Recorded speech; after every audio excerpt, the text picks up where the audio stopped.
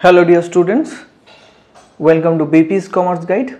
Advanced tax এর যে second প্রবলেমটা সেই সেকেন্ড প্রবলেমটা তোমাদের সঙ্গে শেয়ার করছি। তো এই প্রবলেমটা কি আগে প্রবলেমটা একবার দেখে নেওয়া যাক, দেন সেটা নিয়ে তোমাদেরকে যে সলিউশনটা কিভাবে করতে হবে সেটা ডিসকাস করে দেবো। বলছে মিস্টার সাপ্লি furnish the following particulars for the year ending 31st March 2024, compute the amount of advance tax payable, ignore section 115 BAC.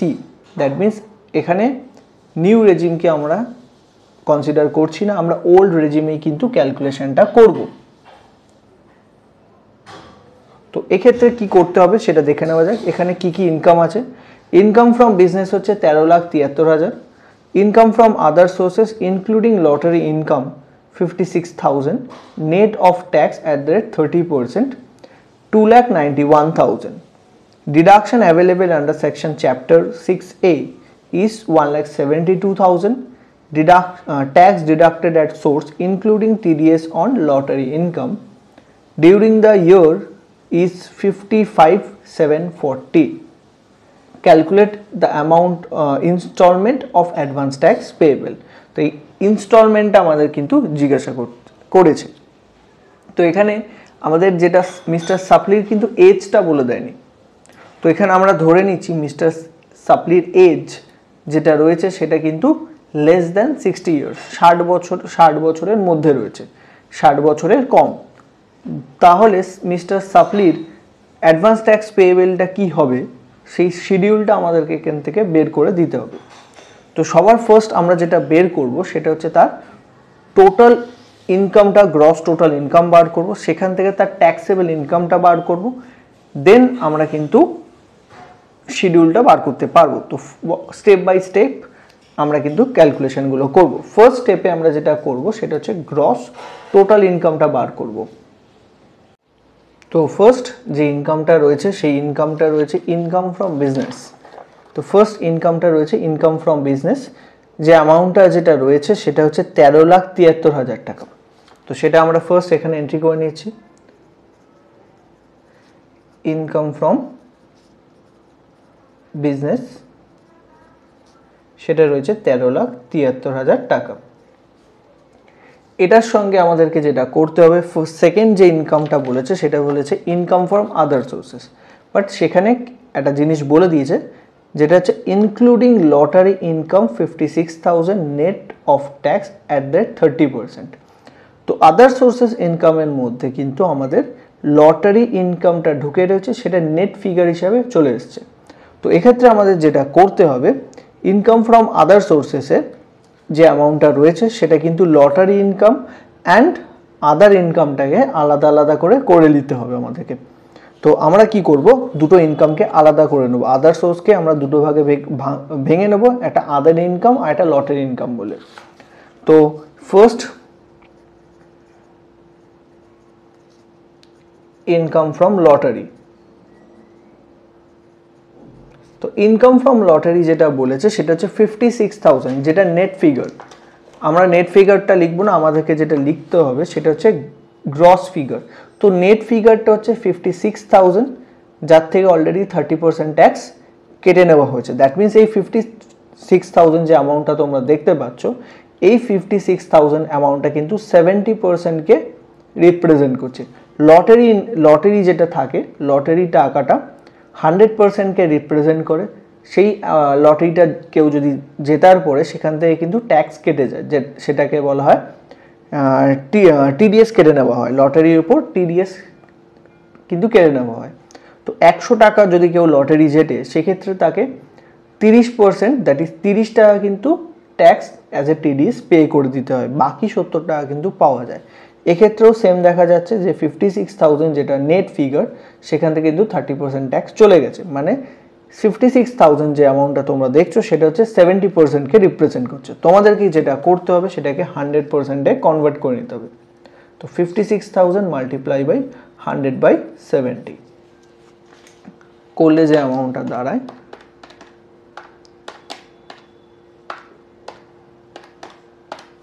80,000।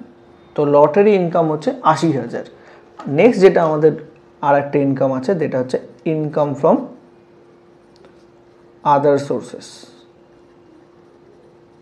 তো ইনকাম ফ্রম আদার সোর্সেস যে অ্যামাউন্ট আমাদের এখানে দেওয়া ছিল, সেই ইনকাম ফ্রম আদার সোর্সেস অ্যামাউন্টটা হচ্ছে 2,91,000, যার মধ্যে কিন্তু লটারি ইনকামের 56,000টা ইনক্লুড করা ছিল। আমরা কি করব, এই অ্যামাউন্টটা বাদ দিয়ে বাকি অ্যামাউন্টটা আদার সোর্সেসের সেটা লিখে নেব। 2,91,000 মাইনাস 56,000।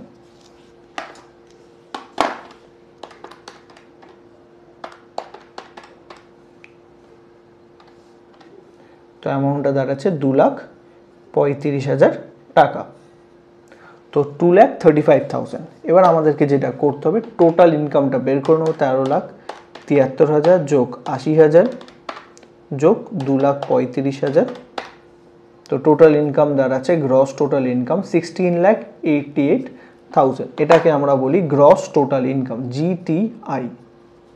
তো এই যে স্টেটমেন্টটা আমরা বানাচ্ছি, এই স্টেটমেন্টটা ফার্স্ট লিখে নিতে হবে, computation of GTI gross total income, comma. এরপরে আমরা এখান থেকে আমরা যেটা বের করব, এর থেকে আমরা লেস করে দেব ডিডাকশন আন্ডার চ্যাপ্টার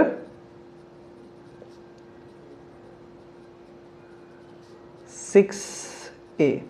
তো 6A এর আন্ডারে যে ট্যাক্স ডিডাকশন পাওয়া যাবে, সেটা আমাদেরকে যেটা বলে দিয়েছে সেটা হচ্ছে চ্যাপ্টার 6A এর আন্ডারে ডিডাকশন পাওয়া যাবে 1,72,000। দ্যাট মিনস 80C থেকে 80U অবধি যে ডিডাকশনটা টোটাল পাওয়া যাচ্ছে সেটা হচ্ছে 1,72,000। সেটা বাদ দিয়ে দেবো, তো এর থেকে মাইনাস চলে যাবে 1,72,000। তো অ্যামাউন্ট দাঁড়াচ্ছে 15,16,000 টাকা, 15,16,000। তো এইটাকে আমরা বলবো বাদ দেওয়ার পর সেটা হচ্ছে ট্যাক্সেবল ইনকাম। এই ইনকামটাকে আমরা যেটা বলি সেটা হচ্ছে ট্যাক্সেবল ইনকাম। তো ট্যাক্সেবল ইনকাম মিস্টার সাপ্লির যেটা রয়েছে সেটা হচ্ছে 15,16,000 টাকা। এবার যে অ্যামাউন্ট আমাদের বেরিয়েছে, এই অ্যামাউন্টের ওপর আমাদেরকে যেটা করতে হবে সেটা হচ্ছে ট্যাক্স লাইবিলিটিটা আমাদেরকে বার করে নিতে হবে। এখান থেকে আমাদের যেটা বার করব সেটা হচ্ছে আমাদের ট্যাক্স লাইবিলিটিটা বার করব। Tax liability. তো ট্যাক্স লাইবিলিটি বার করার সময় যেটা আমাদের মাথায় রাখতে হবে, এখানে যে ইনকামটা দিয়েছে, এখানে একটা ইনকাম রয়েছে স্পেশাল ট্যাক্স রেটের ওপর, সেটা হচ্ছে লটারি ইনকাম। তো লটারি ইনকামের ওপর কিন্তু special tax rate, that is 30% total অ্যামাউন্টের ওপর চার্জ করা হয়। বাকি যে ইনকামগুলো রয়েছে সেগুলো কিন্তু যে ট্যাক্স স্ল্যাব রয়েছে, সেই ট্যাক্স স্ল্যাব অনুযায়ী কিন্তু বাকি ইনকামের ওপর কিন্তু ট্যাক্স ক্যালকুলেট করা হয়। Capital gains and lottery income বাদ দিয়ে বাকি ইনকামের ওপর কিন্তু ট্যাক্স স্ল্যাবের মধ্যে চলে আসে। তো আমাদের ফার্স্ট যেটা করতে হবে ট্যাক্স লাইবিলিটি ক্যালকুলেট করার জন্য, ফার্স্ট আমরা যেটা করে নেব, ট্যাক্স অন লটারি ইনকামটা আলাদা করে নেবে। লটারি ইনকাম যেটা আমাদের দাঁড়াচ্ছে, তো লটারি ইনকাম যেটা অ্যাকচুয়ালি হয়েছিল সেটা হচ্ছে 80,000। এই 80,000-এর ওপর ট্যাক্স পে করেছে 30%। তো 80,000-এর 30% যেটা আসে সেটা হচ্ছে 24,000। তো লটারি ইনকামের ওপর ট্যাক্স অলরেডি যেটা পে করা হয়েছে সেটা হচ্ছে 24,000। এবার বাকি যে অ্যামাউন্টটা রয়েছে, বাকি ইনকামের ওপর কি করতে হবে, আমাদের ট্যাক্স স্ল্যাবের আন্ডারে চলে আসবে। তো এখানে আমরা লিখছি tax on balance amount, UND। তো ব্যালেন্স অ্যামাউন্টটা কত না, ট্যাক্সেবল ইনকাম হচ্ছে 15,16,000 টাকা। এর থেকে মাইনাস চলে যাবে লটারির যে ইনকাম হয়েছিল সেটা হচ্ছে 80,000।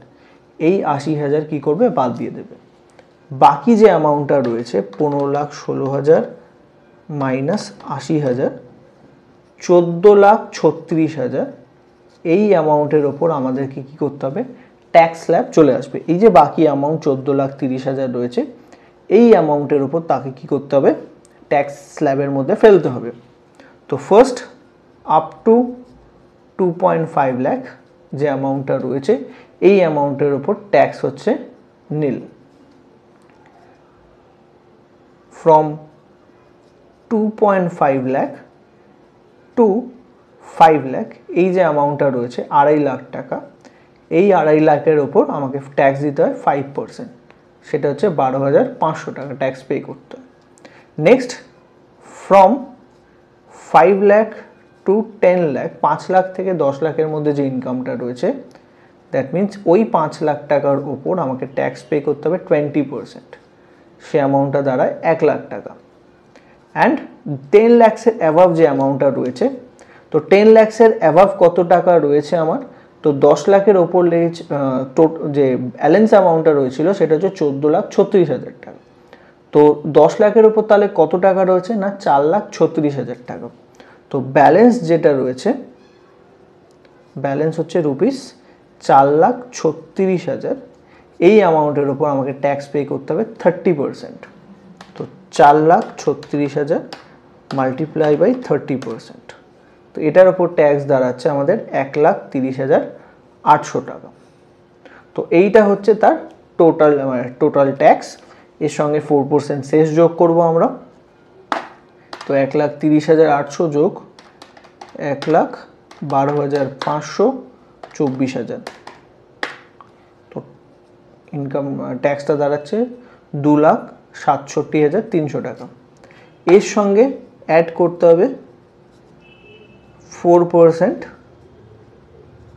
সেস, 4% কী করতে হবে তাকে সেস পে করতে হবে যে অ্যামাউন্টটা এসছে, টোটাল যে অ্যামাউন্টটা এসছে 2,67,300-র ওপর 4% সেস অ্যাড করতে হবে, যেটা আসছে 10,692 টাকা, 10,692 টাকা যোগ করে দেবো 2,67,300, 2,77,992 টাকা।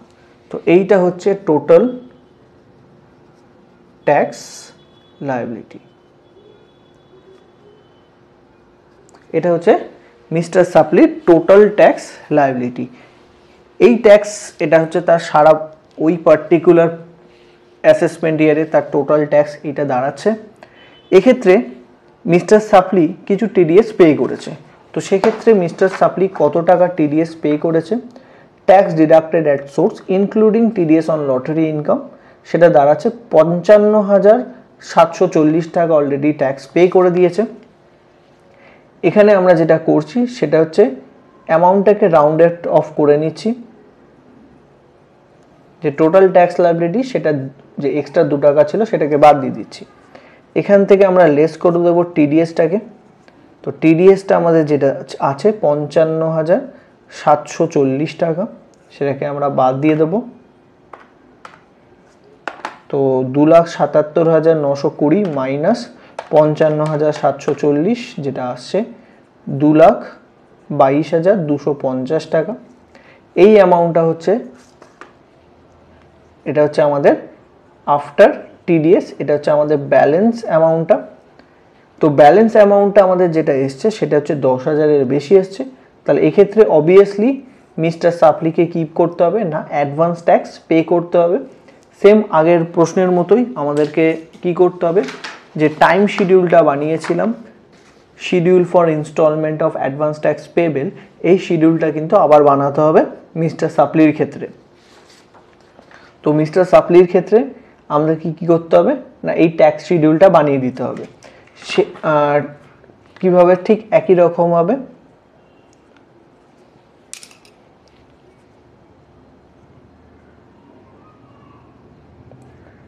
Schedule of instalment of advance tax payable. তো অ্যাডভান্স ট্যাক্স পেয়েবল শিডিউলটা আমরা বানাবো কিভাবে হবে সেটা না, first on or before 15th June, 15 জুনের মধ্যে পে করতে হবে। Next on or before 15 September of the relevant assessment year, on or before 15th December and on or before 15th March। তো অন অর বিফোর এই শিডিউলটা তাকে maintain করতে হবে। First ফেজে তাকে ব্যালেন্স অ্যামাউন্টের 15%, সেকেন্ড ফেজের মধ্যে তাকে 30% অফ ব্যালেন্স, 15 ডিসেম্বরের মধ্যে বা আরও 30% পে করতে হবে, অ্যান্ড মার্চ যে পে করতে হবে 20% অফ ব্যালেন্স অ্যামাউন্ট। তো তাকে পে করতে হবে ব্যালেন্স হচ্ছে এই 2,22,250 টাকা। এই অ্যামাউন্টের 15%, পরের বার তাকে 30% পে করতে হবে, তারপরের বার 30%, অ্যান্ড লাস্ট টাইমে 25% তাকে পে করতে হবে। তো 2,22,250 এই অ্যামাউন্টের প্রথমে 15% আমাকে পে করতে হবে, যে অ্যামাউন্টটা আমাদের দাঁড়াচ্ছে 337। তো এই অ্যামাউন্টটা তাকে পে করতে হবে 15% হিসাবে। পরের বার ব্যালেন্স অ্যামাউন্ট 22,250, এই অ্যামাউন্টের তাকে 30% পে করতে হবে, যেটা আসছে আমাদের 66675। পরের বারও আমাকে কি করতে হবে, 15 ডিসেম্বরের মধ্যে বাকি 30% পে করতে হবে, সেম অ্যামাউন্ট আসবে 66675, এই অ্যামাউন্টটা পে করতে হবে। আর 15 মার্চের মধ্যে তাকে পে করতে হবে ব্যালেন্স অ্যামাউন্ট 22250, এই অ্যামাউন্টের 25%, যেটা আমাদের দাঁড়াচ্ছে 55563। তো এই অ্যামাউন্টটা, এই ট্যাক্সটা তাকে কি করতে হবে অ্যাজ এ অ্যাডভান্স ট্যাক্স, এই টু টাইম তাকে এই টাইম অনুযায়ী কিন্তু তাকে পে করে দিতে হবে। তো এইটা হচ্ছে যদি বিজনেস ইনকাম থাকে, তার সঙ্গে যদি লটারি ইনকাম যদি চলে আসে, সেক্ষেত্রে ট্যাক্স ক্যালকুলেশনটা কিভাবে হবে সেটা আমি তোমাদেরকে শিখিয়ে দিলাম। এক্ষেত্রে এই যে প্রশ্নটা আমাদের দেওয়া হয়েছে, মিস্টার সাপ্লির এজ আমরা ধরে নিয়েছিলাম লেস দ্যান 60 ইয়ার্স। 60 ইয়ার্সের যদি বেশি হতো, সেক্ষেত্রে যেটা চেঞ্জ হয়ে যেত সেটা হচ্ছে তার ট্যাক্স লায়াবিলিটিটা, ক্যালকুলেশনটা শুধুমাত্র চেঞ্জ হয়ে যেত। এখানে আমাদের যে first tax on lottery income যেটা আছে সেম আসতো, এই যেটা চেঞ্জ হতো সেটা হচ্ছে ট্যাক্স অন ব্যালেন্স অ্যামাউন্ট, এই ক্ষেত্রেও 14,36,000ই আসবে। এখানে ডিডাকশনটা আপ টু 2.5 লাখ না হয়ে, যেহেতু তার এজ 60 ইয়ার্স হয়ে গেছে, সেক্ষেত্রে তার এইটা আপ টু 3 লাখ টাকা অবধি ট্যাক্স নীল হয়ে যায়। পরের যে স্ল্যাবটা 3 লাখ থেকে 5 লাখ হতো, আর 5 লাখ থেকে 10 লাখ, ব্যালেন্স যেটা আছে সেম থাকতো। শুধু এই সেকেন্ড যে স্ল্যাব, মানে ফার্স্ট যে স্ল্যাব যেটা 2.5 লাখ থেকে 5 লাখের ওপর, সেটা হতো না, সেক্ষেত্রে হতো 3 লাখ থেকে 5 লাখ।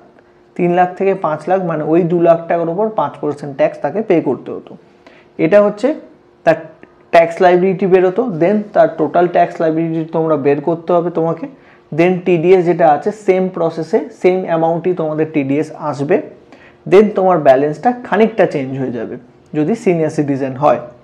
তো সেই অ্যামাউন্টটা যেটা আসবে সেই অ্যামাউন্টটাও কিন্তু 10,000-এর বেশি আসবে। সেক্ষেত্রেও সাপ্লির যদি করতে হয়, সেক্ষেত্রে সাপ্লির এজ যদি তোমরা 60 ইয়ার্স ধরে নাও, সেক্ষেত্রে নিয়ার অ্যাবাউট 2-4-5 হাজার টাকার গ্যাপ আসবে ট্যাক্স লাইবিলিটিতে। তোমরা এখানে আমাদের যেটা বেরিয়েছে 2,77,990 টাকা, সেটা হয়তো 2,75,000 বা তার 76,000 টাকা আসবে। কিছু টাকাই ট্যাক্স লাইবিলিটি কিন্তু কমে যাচ্ছে।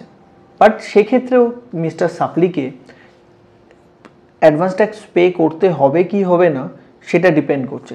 সেক্ষেত্রেও তোমাদের যে ব্যালেন্স যেটা আসবে, ব্যালেন্সটা কিন্তু 10,000-এর বেশিই হবে। সেক্ষেত্রে তোমাদের যেটা হবে সেটা হচ্ছে, এক্ষেত্রে মিস্টার সাপ্লির যে ইনকামটা রয়েছে সেই ইনকামটা রয়েছে ইনকাম ফ্রম বিজনেস রয়েছে। তো বিজনেস প্রফেশনের কোনো ইনকাম থাকলে সেক্ষেত্রে কিন্তু অ্যাডভান্স ট্যাক্স তাকে পে করতেই হবে।